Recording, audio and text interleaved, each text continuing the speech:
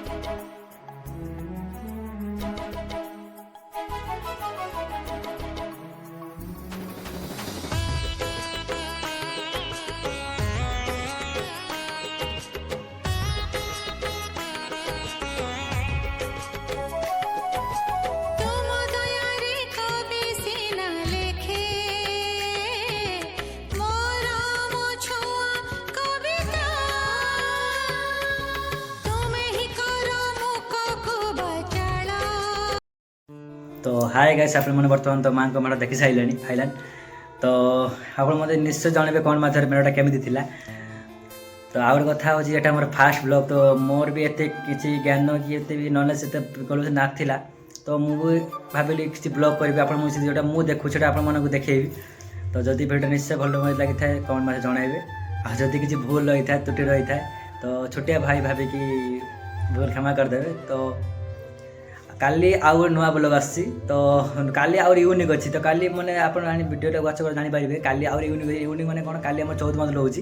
तो काली मात्र मोर घट उठा प्रोग्राम कर अच्छी। तो 3-4 दिन अनुष्ठान लगे रही। तो आपने भिडियो को लास्ट वाचिंग करूँ सब दिन भिडियो देख 4-5 दिन भिडियो लगातार आसूँ।